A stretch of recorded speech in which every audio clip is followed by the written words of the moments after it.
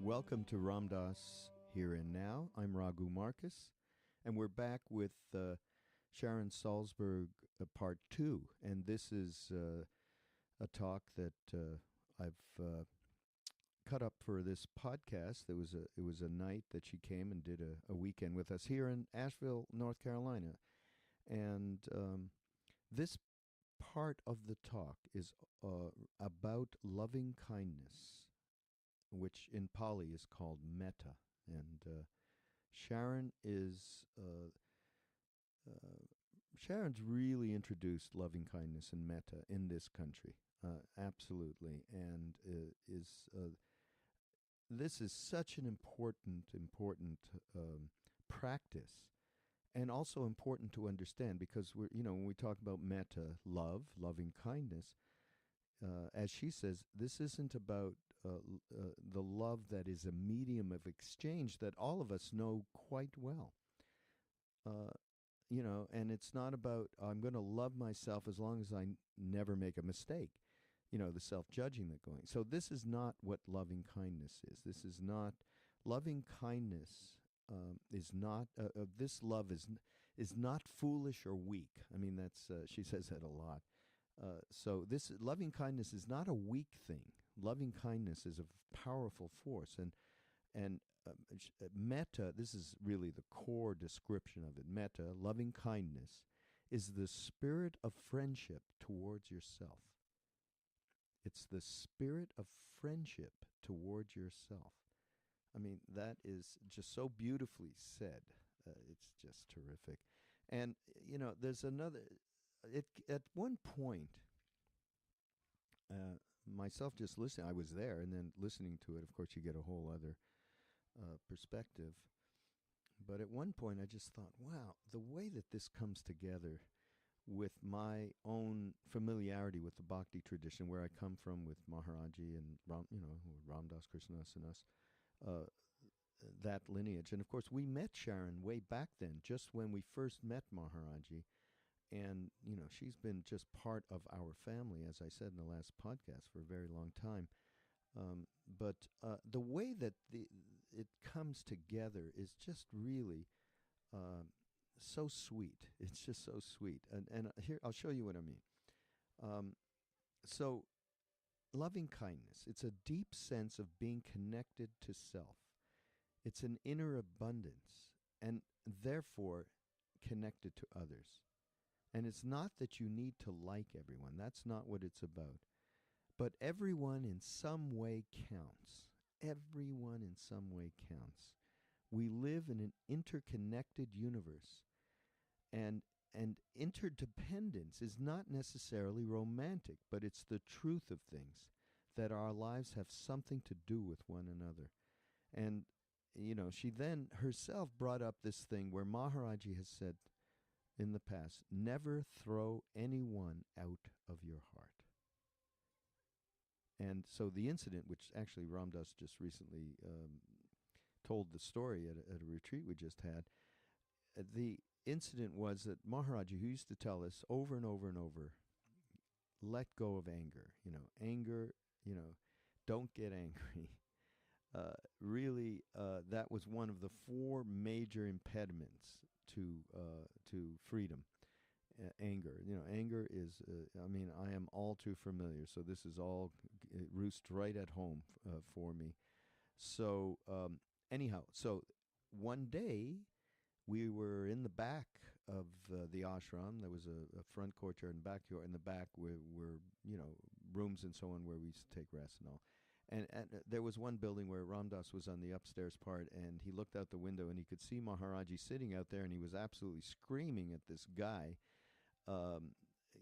over and over and throwing him out, and it was like a scene. And Ram Dass ran down to Maharaji, who said, "You think I'm?" No, he said, "Are you angry, Ram Dass?" I mean, Ram Dass was completely freaked because he said all the time, "Give up anger," and there he is completely excoriating another person. That person, by the way, was stealing ghee from the back in the kitchen and selling it up the street. So he was like, what was he thinking kind of guy. And so, he was thrown out on his ass immediately. And then Maharaji said, you can get angry, but never throw anyone out of your heart. And that was a huge lesson, obviously, for Ram Dass, but for all of us. And it is what this is all about. It's not a matter of liking everybody, but through loving kindness, first towards yourself and then towards others, you never throw them out of your heart, because you realize that the way that we are interconnected, that is impossible to do. And what you're doing there is doing it to yourself. Now, this is, very, very difficult for any of us to follow through with, but it is, there is a practice. And by the way, go to sharonsalzberg.com, and she has many books and audio and all sorts of practices around around loving kindness that you can take advantage of. What else does she say here? We all want to be happy. It's only through ignorance we create suffering for ourselves and others. Remember to look at the good, and that's not something we do. As she says, we're trained to come to the end of the day and think of what to complain about. I mean, that's an enjoyable thing, and we're all digging complain. I mean, I'm the worst, so I really understand. This is all about me. This talk is just like, she could have just had me alone in that room, and it would have been right. Okay, got it. She is.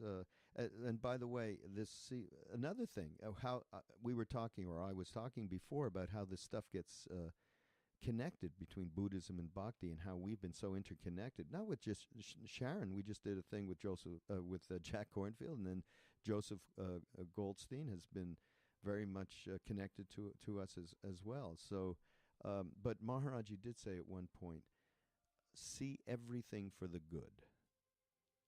And not easy to follow, because in the moment it feels like a lot of suffering and you can't see anywhere. But then you go down the road, many of us, I know, we all have had that opportunity to look and go, wow, that was a great thing to get me freer. So that's another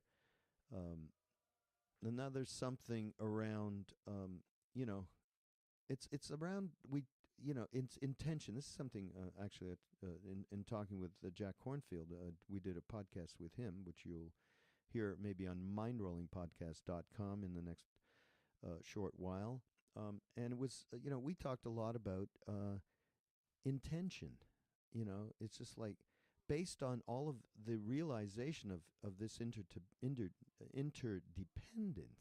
interconnectivity, then we have nothing to do but align our intention with that heart space.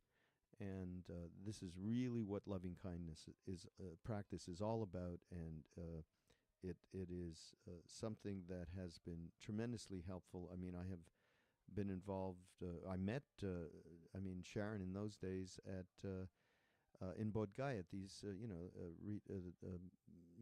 10-day meditation courses, and have been involved in Vipassana for a very long time.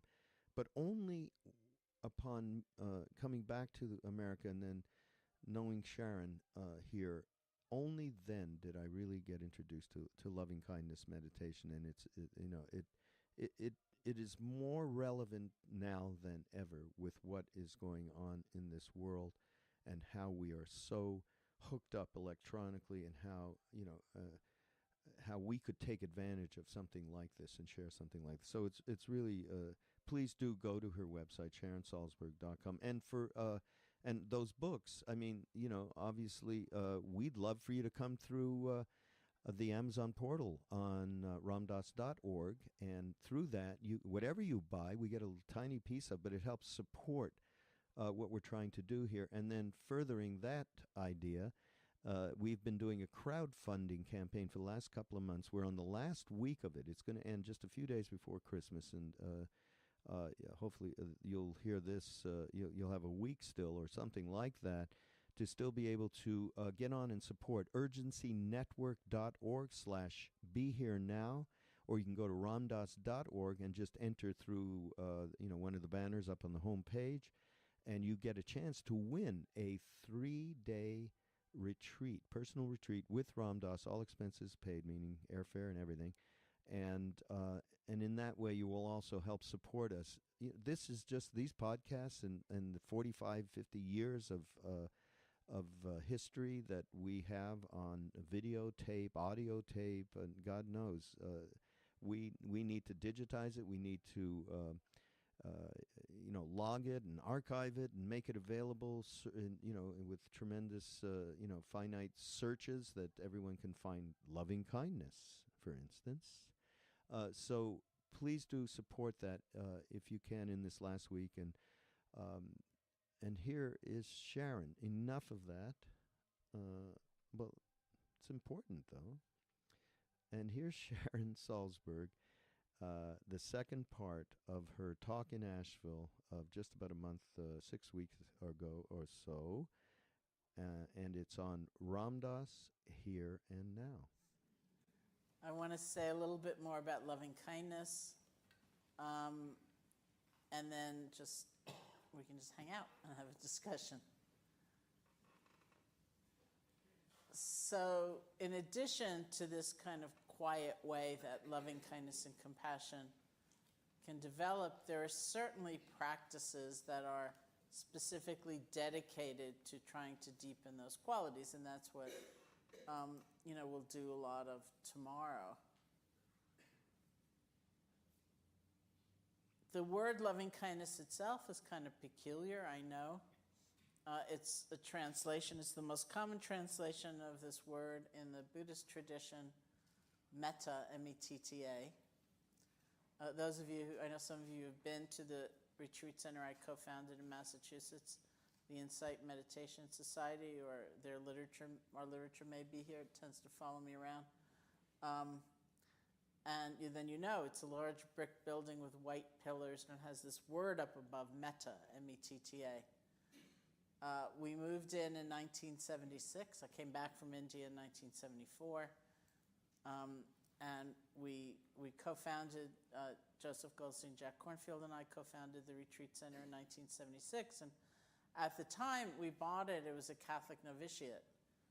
It was run by the Fathers of the Blessed Sacrament, and that's what it set up above the doorway. So we moved in on Valentine's Day. It was really cold, and we got someone to get up on a ladder, a very tall ladder, on a very cold day, and we said to them, could you please rearrange those letters so that it says something about us and what we represent in the world? And so they got up there and they played around with the letters, and they came up with metta, M-E-T-T-A, which means loving kindness, or is usually translated as loving kindness. And what then followed was this big debate. As many of you, I'm sure, have started something kind of new or innovative, and you're not on really sure ground. You don't know what is right or wrong. And so we had this big debate, like, why don't we have a word in English? Nobody knows what that means. We're not in Asia anymore. It doesn't make any sense. But the point of view, which I happen to have, that really wanted it to stay, prevailed, because here we are all these years later, and it's still up there. And the reason I like it is because, a delivery person or somebody will call asking for directions, and whoever answers the phone will say it's a large brick building with white pillars, and it's got this word up above, metta. And then they usually say, what does that mean? And we say, that means loving kindness, or that means love. Loving kindness is the common translation. I think it's a little problematic because the word is not so commonly used in our society. It's like if you were in a cafe or a waffle place in Hickory, like I was earlier today, you would not really expect the conversation at the next table necessarily to include the word loving kindness. It might, but likely it would not. And so my concern is that that might make the trait itself, the quality of itself, seem somewhat arcane and removed from day-to-day life, which it's not. The word love, of course, and some scholars prefer that as a translation, is very complicated for us. We can mean so many different things when we say love. Sometimes we really frankly mean a medium of exchange, like I will love you as long as you love me in return. or as long as the following 15 conditions are met.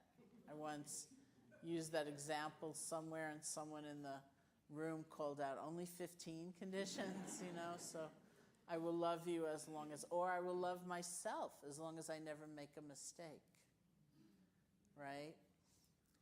And we know that quality, but we also know how breakable it is, how fragile it is. I mean, really, I would love myself as long as I never make a mistake. So that's not really what metta means. The literal translation of the word is friendship.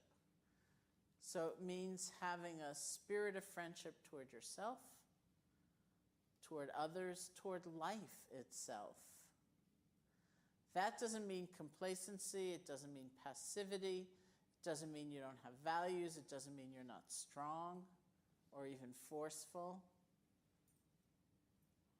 It means that you have a deep, deep sense of being connected. Connected to yourself, your inner strength, a sense of inner abundance, and connected to others. It doesn't mean you like everybody. It doesn't mean you like anybody. But you have this deep sense that our lives have something to do with one another. That everybody in some way counts. That it's very interesting to me at the time we live in, because this idea of connection or interconnection isn't just contained in spiritual pursuit. Science teaches us this, and economics teaches us this, and environmental consciousness certainly teaches us this, that what happens over there doesn't nicely stay over there. It ripples out over here. And what we do over here, it matters, because we live in an interconnected universe. Even epidemiology teaches us this. Did any of you see the movie Contagion? Well, we have a very old friend who used to work in the smallpox campaign in India, who was a technical advisor on the film. And so he brought me to the opening in New York City, and basically it was like modeled, it was a scientifically accurate possibility. It wasn't just like a wild kind of made up thing. So basically in the film, day 1, somebody has a really bad day in Hong Kong. Day 4, half the earth is wiped out. And it was the kind of theater-going experience where, like, if somebody sneezed, everyone else, like, cowered. Like, oh, my God, like, what do you have? So the idea of interdependence or interconnection isn't romantic. It's not sentimental, and it's not always pleasant. But it's the truth of things. That our lives have something to do with one another. And that's that feeling tone, the heart's response to that is what we mean by metta. Not that we like everybody, and not that we're going to be a patsy or a doormat or invite everyone to move in with us or say yes all the time or give money to everybody who asks. Or, it's not about that, but it's in the heart space. In fact, Neem Karoli Baba, whom Raghu mentioned, was amongst the sayings he's very well known for is this saying, never throw anyone out of your heart. Never throw anyone out of your heart.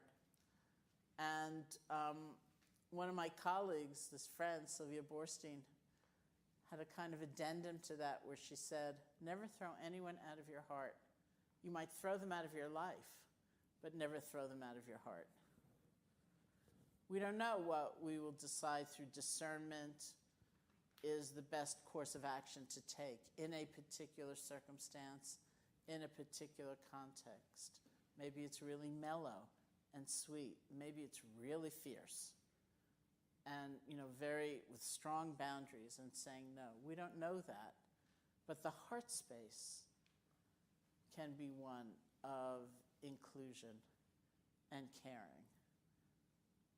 So that's the nature of loving kindness, is that bone-deep recognition of the fact that our lives are connected. And so the corollary to that is that everybody counts, everybody matters. loving kindness in difficult circumstances is something that I extrapolated from this recent book as a topic, as something to look at. We train the mind in paying attention differently so that maybe we have the habit, as one example, looking at ourselves pretty well only thinking about what's wrong. Maybe we have the habit at night of looking back at our day and kind of evaluating ourselves as though to say, well, how did I do today? Let's just say. And maybe in that we pretty well only remember the mistakes we made and the things we didn't say quite right and the really stupid thing we said at lunch, at that meeting, let's just say.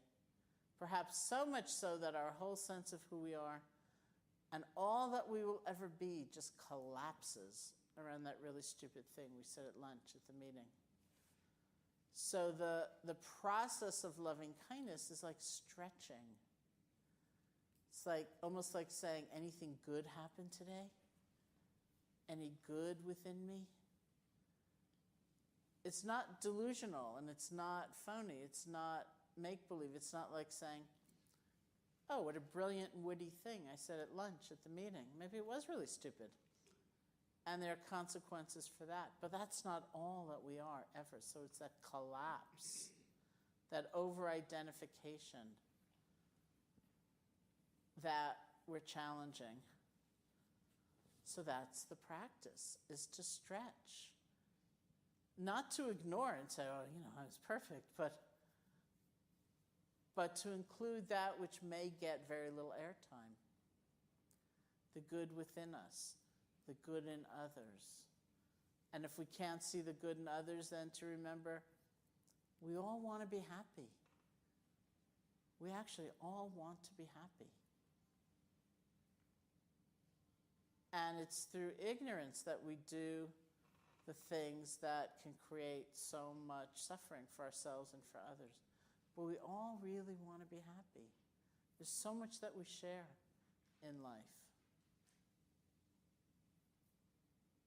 So this is something that we bring up when things are going really well, but we might be kind of half asleep and complacent and not really taking them in. Remember to look at what is good. There's a lot of popular research these days says that one of the most powerful healing things any one of us can do each day is just keep a gratitude journal, to write down 3 things at the end of the day that you're grateful for from the day. And I always say one can be that you're breathing. It doesn't have to be really grandiose. And I also say that, my cultural conditioning is not one where that comes naturally. I'm trained to come to the end of the day and think what I can complain about. How can there possibly be one person working at Newark Airport retrieving baggage from flights that got canceled? 6 flights got canceled. I mean, really, does that make sense that there is one human being who has to go to God knows where they go, like some cavernous place, getting bags? I mean, what about that poor guy? He had to go all the way to LaGuardia waiting for his, he's waiting for his bag. And what about that person? And, my problem was the least of it. And even I was so inconvenienced. And, right? That's more what I'm trained to. Like, I was teaching somewhere with Krishna Das actually some time ago. And one of the people playing music with him was trying to teach us jokes. So here's the joke. It's my only joke. I'm hoping to see him again in March and learn another joke, but here's the joke, which I may not do very well, but it's New York City, and this group of women is sitting at a table in a restaurant, and the waiter comes up to them and says, "Is anything all right?" In contrast to, "Is everything all right?" That's how I was trained. And probably why, since I'm from there. So for me to come to the end of the day and think, okay, what do I have to be grateful for, is a stretch. It takes intentionality. It's like a sense of purpose. It's a sense of exploration and experimentation. This is not what I'm used to. Let me try it out. But it's not phony. It's not like saying, wonderful system, luggage handling at Newark Airport, couldn't be better. And this is the crux of the question. Can we find strength in places where we actually might assume we'll be weakened? And of course, that's the experiment. We believe, yes, of course. Very powerful to have that sense of connection. And the actions we take based on that will be more clear and more effective, rather than feeling so fragmented and so overcome by an emotion like anger. It's not that anger is all bad. It has some powerful energy in it. But there's a way we get overcome, right? It's like if you think about the last time you were really, really angry at yourself. I don't know how long ago that might have been. But that's probably not a time where you also thought, I did 5 good things this morning too. Right, it's all like, so it's that collapse, that tunnel vision, that certainty, that's all that I am. That's what we challenge. And so I really see it's a tremendous experiment to see, are there different ways of responding in this same situation?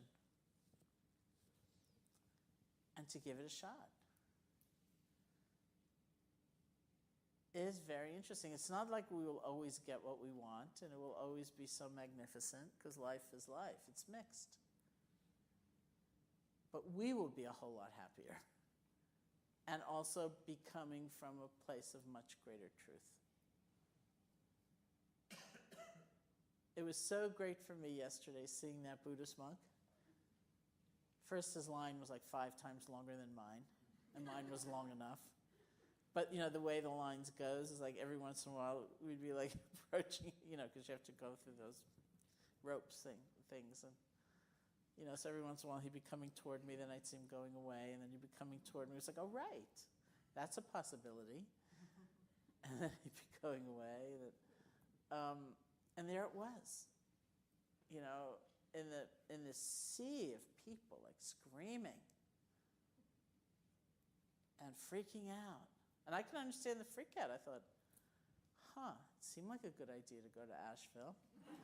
And like, what if I don't make it by Friday night? Wouldn't that be bad, But still, we suffer so much. And what's already maybe a complicated, uncomfortable, difficult situation, we don't have to add all of that. And so it's a question of remembering what we really care about, remembering where happiness lies, remembering where strength lies, and then using mindfulness to realize, I have a choice here. I actually don't have to yell at this person who's just working here. I can be forceful, I can be strong, I can be insistent even, but maybe I don't have to be so hostile. And that opens up our lives, because then we have so much room to be creative and to experiment and to find our way in all of life's situations. So what are you all thinking? Do you have any questions or comments, anything you'd like to talk about? We have a microphone, which would be fantastic if you could use. I can really project. My name's Loretta. You really can. I'm so glad to meet you. So I was in Atlanta Monday to see the Dalai Lama, and this is much better. Wow, thank you. I don't think Raga would agree with you. So a lot of times, my biggest, I can't tell the difference between joy for me or gratitude. They're all kind of connected there. But right beneath, it isn't even hardly a surface, when that feeling comes up of that gratitude, there is a tremendous sadness right beneath that. It's a real mourning. And I mean, I'm a medical person, so immediately I diagnose myself, and it just, I just get this confusion or frustration with what is that? Should I do something about it? I feel like it's the sorrow of the world. Yeah. Yeah, I mean, that's my thought, was that I think there's a fine line for us, and, I don't know if you're coming tomorrow, but we'll talk much more about compassion also, but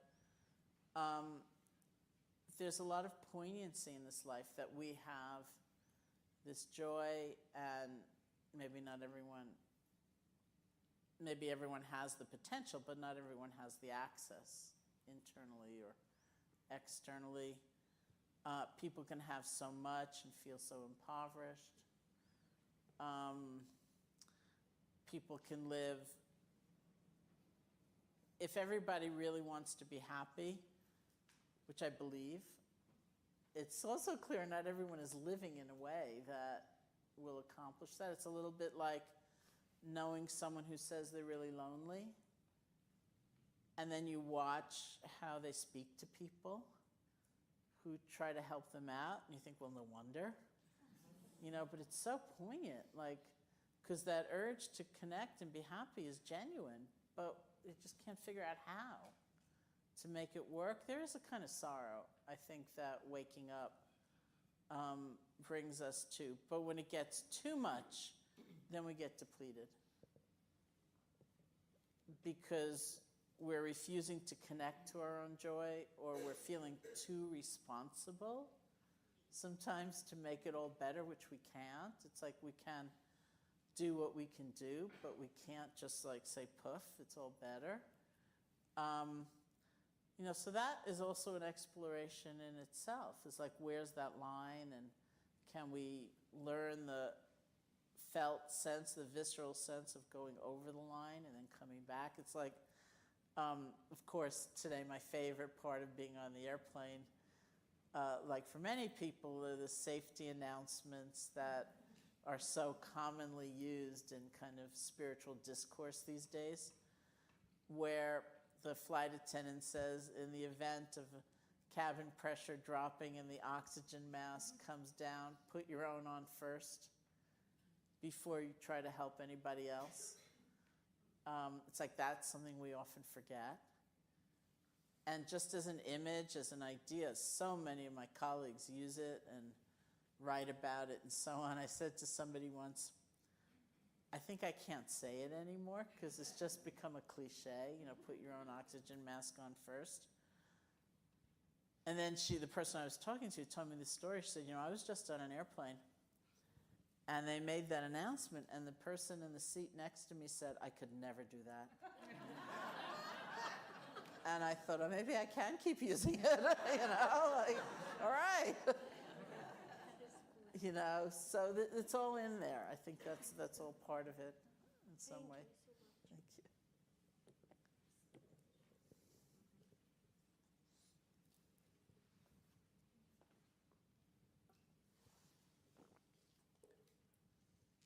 Actually, my favorite moment was when we landed. I thought, oh, good. I'm here. I made it. No, they didn't clap. That's always alarming when they clap to me. Shouldn't this be a matter of course?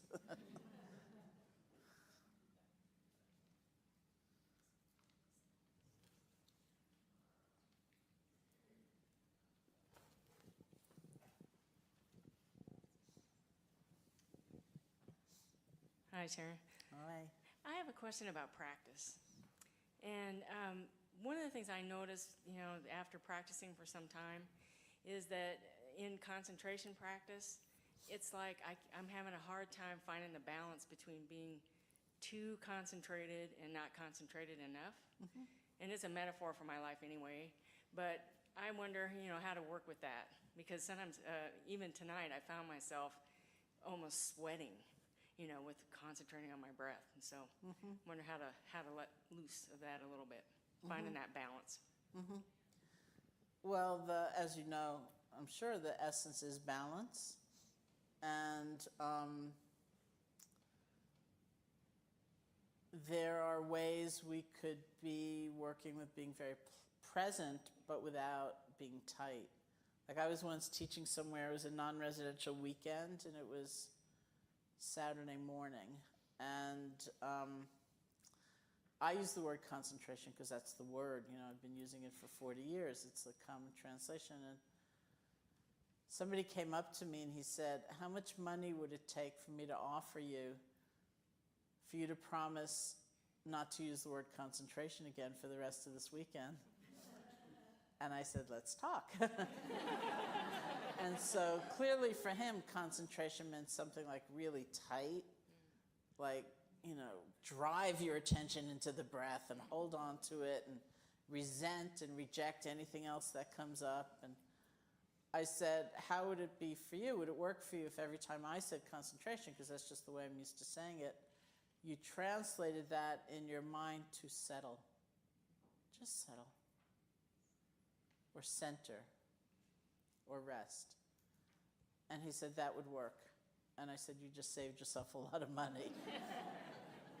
So sometimes we look at things like that. Sometimes there is too much effort.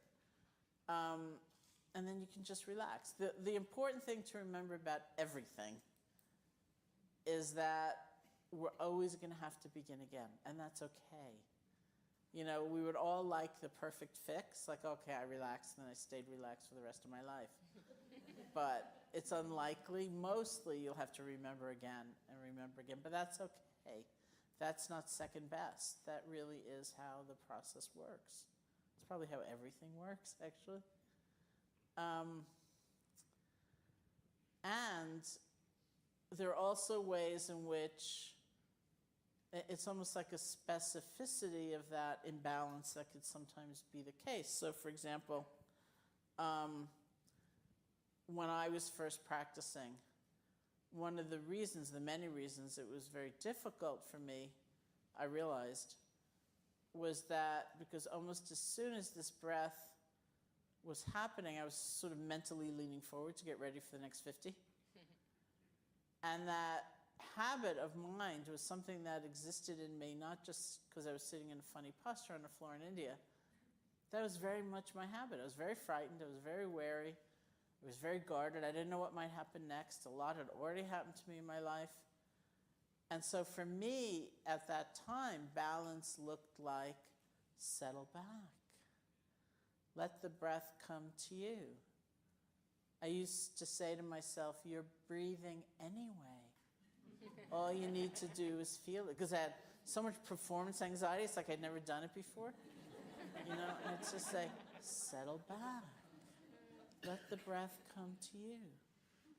And of course, we might be way too far back. It's like we couldn't care less what the breath feels like, and we kind of have to mentally come forward more and engage and participate. And I wouldn't want to encourage you, any of you, to sit there and think, am I too far forward, am I too far back, But sometimes we just know. It's like the intuition arises, like, settle back. Let the breath come to you. And so then you can just follow that, and over time it really does come to a different kind of balance. It really does. Thanks. Something will happen. Something will happen. Now, if I had written to any of my friends, I wrote to Raghu because I was like, I'm in the airport. My flight's an hour late, and then I'm in the airport. They just canceled it. I'm online, But if I'd written to, he was kind enough not to do this, but if I'd written to 90% of my friends and said what was happening, they all would have written back and said, something will happen. So I say, thank you. Thank you. During your talk, you made a gesture of opening, and you said space. Will we cover more of that tomorrow? Because that really hit home to me, especially in this day and age. How do you, whatever, maybe we have a belief system that is just seems to be, we think is so right and it's so hard to open. How can you do that? I think we open, or I open, let's put it that way, in many ways. Sometimes it's because through mindfulness I can look at the different things, we can look at the different things that close us down. And in seeing that, like when I was describing anger, and I'm not talking about feeling anger, I'm talking about being overcome by anger, really being lost in it. It does give us a kind of tunnel vision. I'm always saying the wrong thing. That's all that I am, you know?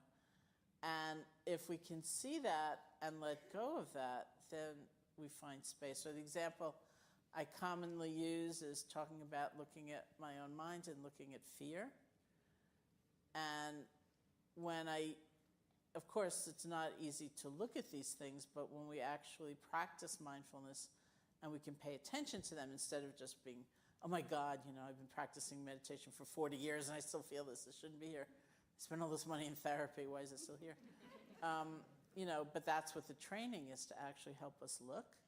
Then we learn a lot. So one of the things I learned about my own fear was that, by and large, in contrast to the common statement that we're afraid of the unknown, I mean, of course, I can be afraid of the unknown too, but mostly I get really afraid when I think I do know, and it's going to be really bad. So it's those stories I tell myself, that's the worst. And when I remind myself, actually, you don't know, it's like, then there's space. It's like, oh, wow, I don't know. That's a relief. You know, so that's something I observed just through paying attention. And it really gave me an avenue to realize I have options here. You know, I don't have to just be lost in this one reaction. And then there's a lot, which we will go through tomorrow, about loving kindness and space or spaciousness.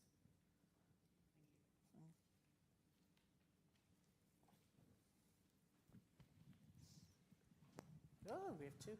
Thank you. Hi, Sharon. Thank you. Hi. I had this experience about a week and a half ago where my feelings were hurt. And through this conversation I was kind of having in this group, kind of in a meeting, this more experienced person. And through some whatever's going on in my life, you know, heading in this direction, and needing to make some changes, and I knew I was going to be meeting up with this person in a couple weeks, and so with these hurt feelings, and I was feeling really kind of small, and you know, and had my whole story out of like, you angered me this way, and it you know, kind of went on, and was holding on to this for like a week, and I was really kind of angry that, you know, like I just want to get this over with, you know, that I need to tell my story, you know, and so I got another week before this is going to happen, which is kind of funny, but it's given me some space where there's some letting go that I had in the last couple of days, and it has something to do with this quality, loving kindness. Mm-hmm. And,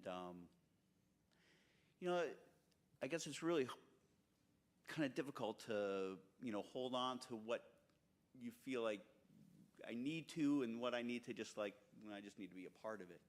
So I don't know if you could maybe speak to. Well, I think in it's some way. really fascinating. It's like an experiment, you know, it's like a big exploration, because I think we're taught over and over again that holding on to a grievance and holding on to a grudge and is what, you know, being vengeful even is what's going to make us strong. But sometimes you just look at it in that same quality of observation and you think, wow, I'm spending 90% of my life's energy thinking about this other person, and I've given over so much to them, I want to bring it back. I want to own it, rather than just be, it's like when you go through the list of someone's faults and then you do it again, and then you do it again. It's like same faults. It's not like you discover new ones. It's just like, oh yeah. It's like, all right, it's like it's been a long time going over that list.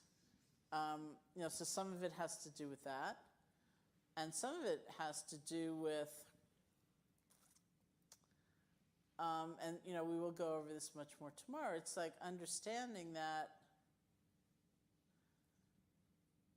we can take responsibility for our motivation, for seeing where we're coming from in what we do or what we say. And in Buddhist thought, this is a little different than Western thought, where the intention or the motivation behind an action doesn't really count for much.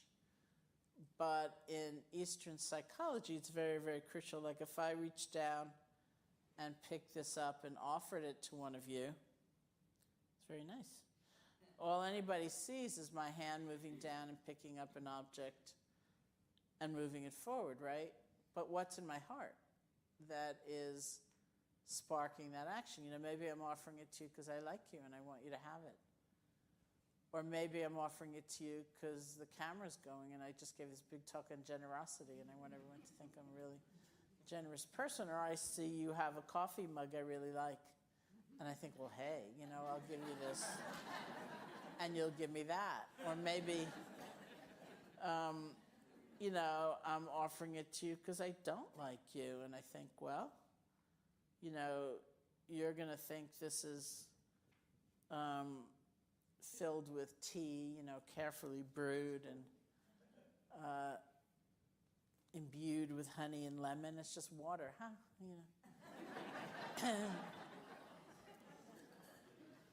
Same smile, same gesture, but coming from a very different place.